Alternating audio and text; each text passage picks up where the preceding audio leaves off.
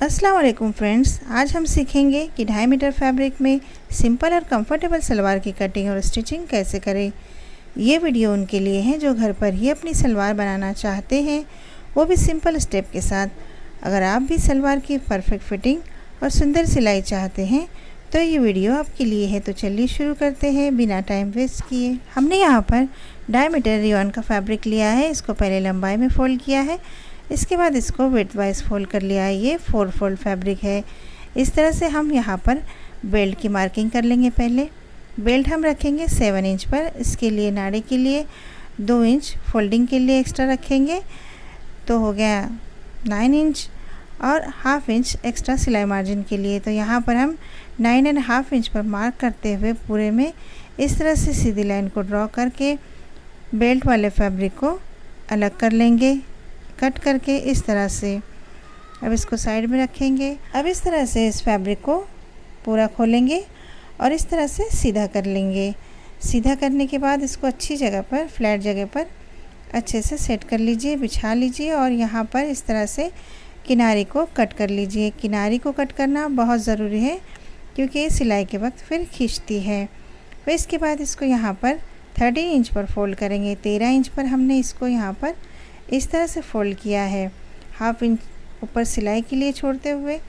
अब हम ऊपर बेल्ट का 7 इंच को इस तरह से रखते हुए यहाँ पर सलवार की टोटल लेंथ मेज़र करेंगे। यहाँ पर हमारी टोटल लेंथ है 41 इंच, तो इस तरह से हम 41 इंच पर मार्क करेंगे और 2 इंच बॉटम फोल्डिंग के लिए एक्स्ट्रा ऐड करेंगे इस तरह से। और यहाँ पर इस तरह से सीधी लाइन को ड्रॉ कर लेंगे। हमारे बॉटम की विड्थ है 8 इंच, तो यहाँ पर 1 इंच एक्स्ट्रा रखते हुए हमने 9 इंच पर मार्क किया है और इस तरह से तिरछे में ड्रॉ कर लिया है। और यहाँ से इस तरह से हमने 10 इंच पर मार्क किया है। 10 इंच पर मार्क करने के बाद इसको इस तरह से तिरछे में जोड़ लेंगे। इसके बाद इसको यहाँ से कट कर लेंगे। अब देखिए इस तरह से यहाँ से हम कलियाँ निकालेंगे। तो यहाँ पर इसको इस तरह से अच्छे से सेट करते हुए जो साइड से नीचे से बचा हुआ फैब्रिक था वो डबल फोल्ड था, तो इसको हमने बीच में से कट करके 2 पार्ट अलग कर लिए हैं और इस तरह सेट करते हुए अच्छे से इसको यहाँ पर इस तरह से कट कर लिया है और दोनों पैनल को बराबर कर लिया है। दोनों कलियों को बेल्ट की मार्किंग कर लेंगे। जो हमने पहले कपड़ा कट किया था तो उस पर ही हम बेल्ट मेज़र करेंगे। हमारी हिप है 46 इंचेस, 46 का हाफ करेंगे तो होता है 23 इंचेस। तो 23 में हम 5 इंच ऐड करेंगे। 23 में 5 इंच ऐड करने के बाद 1 इंच एक्स्ट्रा सिलाई मार्जिन के लिए ऐड करेंगे और इसके बाद इसको यहाँ से कट कर देंगे। आपकी जो भी हिप साइज़ हो उसका हाफ करके 6 इंच ऐड करके इस तरह से बेल्ट की कटिंग कंप्लीट कर लीजिए। यहाँ पर हमने जो बचे हुए फैब्रिक है उसको इस तरह से फोल्ड करते हुए यहाँ पर हमने मैनी को कट किया है। आप चाहे तो लगा सकते हैं, ये आपकी मर्ज़ी, आप स्किप भी कर सकते हैं। इस तरह से हम यहाँ पर इसको तिरछे में इस तरह से ड्रॉ करते हुए 8 इंच पर मार्क किया है और यहाँ से इसको मैनी को कट कर लिया है। देखिए इस तरह से। तो हमने यहाँ पर सलवार की पूरी कटिंग को कंप्लीट कर लिया है। देखिए इस तरह से बेल्ट की कटिंग हो गई है। ये कुंदे के साथ यहाँ पर कलियों की भी कटिंग है और यहाँ पर ये रुमाली कट हो चुकी है। तो चलिए अब मशीन पर स्टिचिंग करते हैं। तो यहाँ पर इस तरह से हमने इसको पूरा खोला है। यहाँ पर देखिए इस तरह से यहाँ पर ये रुमाली मैनी का पीस है और ये पर बेल्ट है, इसको अलग कर लेंगे। इसके बाद यहाँ पर 2 कुंदे और 2 कलियाँ है, तो इस तरह से दोनों को अलग अलग कर लेंगे। 2 कलियाँ अलग कर लेंगे और दोनों कुंदों को सिंगल करते हुए एक एक कुंदे के साथ एक एक कलियों को इस तरह से अच्छे से सेट करते हुए स्टिच कर लेंगे। और डबल स्टिच कीजिएगा, आप चाहे अपनी सलवार स्टिच कर रहे हो या किसी दूसरे के लिए, तो यहाँ पर आप डबल स्टिच ज़रूर कीजिएगा। इससे सिलाई पक्की और मज़बूत हो जाती है। और इसके बाद हमने दोनों को कलियों के साथ जोड़ लिया है, दोनों कुंदों को। यहाँ पर हम बेल्ट ले लेंगे। इस तरह से हम पहले 1 इंच तक सिलाई करेंगे, उसके बाद 2 इंच को छोड़ते हुए इस तरह से यहाँ पर डबल स्टिच कर लेंगे। यहाँ पर हमने 2 इंच छोड़ा है और यहाँ पर इस तरह से स्टिच को कंप्लीट कर लिया है। ये नेफा फोल्डिंग के लिए है। आप यहाँ पर इलास्टिक भी डाल सकते हैं या आप नाड़ा भी डाल सकते हैं। इस तरह से ये ओपन रखिएगा तो इसमें आसानी रहती है। ज़्यादातर सलवार में नाड़ा ही डलता है। इस तरह से नाड़े के लिए हमने यहाँ पर एक इस तरह से खुला छोड़ा है। तो यहाँ पर इस सिलाई को यहाँ पर डबल फोल्ड करते हुए पूरे में अच्छे से स्टिच कर लीजिएगा। अब स्टिच करने के बाद इसको नेफा फोल्ड कर लीजिएगा। इस तरह से हमने 2 इंच पर फोल्डिंग के लिए मार्क किया था, 2 इंच एक्स्ट्रा। तो यहाँ पर हम नेफे को फोल्ड कर लेंगे। तो हम पूरे में फोल्ड नहीं करेंगे, थोड़ा सा यहाँ पर इसको छोड़ देंगे। दोनों साइड से हम नेफे को फोल्ड करते हुए यहाँ पर थोड़ा यहाँ पर खुला छोड़ देंगे। अब इसके बाद यहाँ पर हम बॉटम फोल्ड करेंगे। तो ये पोंचा फोल्डिंग के लिए हमने 1 इंच की इस तरह से बुकरम की पट्टी ले ली है। आप इसे चिपका भी सकते हैं प्रेस से, या फिर इस तरह से आप सिलाई भी लगा सकते हैं। तो यहाँ पर हमने 1 इंच की बुकरम की पट्टी लेकर इस तरह से स्टिच कर लिया है।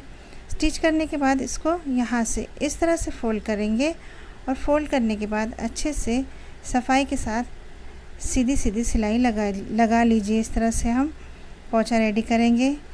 आप चाहे तो सिंपल पोंचा भी बना सकते हैं, आप चाहे तो डिज़ाइनर पोंचा भी बना सकते हैं। यहाँ पर हम सिंपल सिलाई से ही इसको स्टिच कर रहे हैं सीधे में। यहाँ पर इस तरह से 2 सिलाई हमने ऊपर लगाई है और 2 सिलाई हम नीचे की साइड को लगा रहे हैं इस तरह से, देखिए।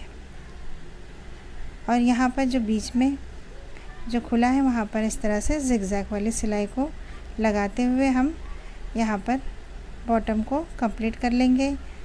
तो इस तरह से हमने दोनों पोंचों को रेडी कर लिया है। अब उसके बाद यहाँ पर बेल्ट ले लिया है और जो हमने कुंदे जोड़े थे उसको यहाँ पर इस तरह से चुन्नट डालेंगे। तो ये बैक साइड पर हम 2 चुन्नट डालेंगे। इस तरह से बैक साइड से हम फ्रंट साइड की तरफ आ रहे हैं। यहाँ पर फ्रंट साइड से 10 इंच पर मार्क करेंगे। तो हम ये भूल गए थे, यहाँ पर हमने फ्रंट वाली साइड पर 10 इंच पर मार्क करना है और 10 इंच के तक ही हमें चुन्नटें डालनी है। 10 इंच के अंदर ही हमें फ्रंट पर चुन्नटें डालनी है। तो इस तरह से हम ये चुन्नटों की साइज़ को उल्टी तरफ रखेंगे पहले, इस तरह से अपनी अपोजिट साइड पर, और इस तरह से 1-1 इंच या आपके अपने हिसाब से, उंगलियों के हिसाब से यहाँ पर इस तरह से हमने फ्रंट में चुन्नटें डालनी है। और यहाँ पर भी इस तरफ भी 10 इंच पर ही चुन्नटें डालनी है फ्रंट पर। तो अब हम अपनी साइड चुन्नटें ले रहे हैं इस तरह से। तो यहाँ पर आप चुन्नटें डाल सकते हैं, छोटी बड़ी हो सकती हैं, इसमें कोई फ़र्क नहीं पड़ता। इस तरह से आप अपनी सलवार को अपने घर पर ही बना सकते हैं। पहले ज़रूर ट्राई कीजिएगा। तो देखिए इस तरह से हमने 10 इंच पर जहाँ पर मार्क किया था वहाँ तक ही चुन्नटें डाल ली है। अब इस तरह से बैक साइड की तरफ आते हुए यहाँ पर भी 2 चुन्नटें डालकर हमने इस तरह से कंप्लीट कर लिया है। देखिए इस तरह से यहाँ पर ये फ्रंट वाली साइड है, चुन्नटें बिल्कुल सही आई है। यहाँ पर हम एक ऊपर से प्रेस स्टिच लगवा लेंगे, तो ये साथ साथ डबल सिलाई भी हो जाएगी और यहाँ पर ये फिनिशिंग के साथ हमारी स्टिचिंग कंप्लीट भी हो जाएगी। और इसके बाद देखिए इस तरह से, इसके बाद अब इसको यहाँ से फोल्ड कर लीजिए। अब यहाँ से जो साइड हमने खुली रखी थी उसको स्टिच कर लेंगे, और जो नेफे की साइड भी हमने इसीलिए खुली रखी थी कि यहाँ पर हम स्टिच को कंप्लीट कर सकें। तो इस तरह से हमने डबल स्टिच के साथ यहाँ पर सिलाई को कंप्लीट कर लिया है। धागे वगैरह कट करते जाइएगा, और यहाँ पर इस तरह से जो नेफा खुला था उसको भी फोल्ड करके कंप्लीट कर लीजिए। इस तरह से नेफा फोल्डिंग के बाद ये हमारी सलवार की स्टिचिंग कंप्लीट हो गई है।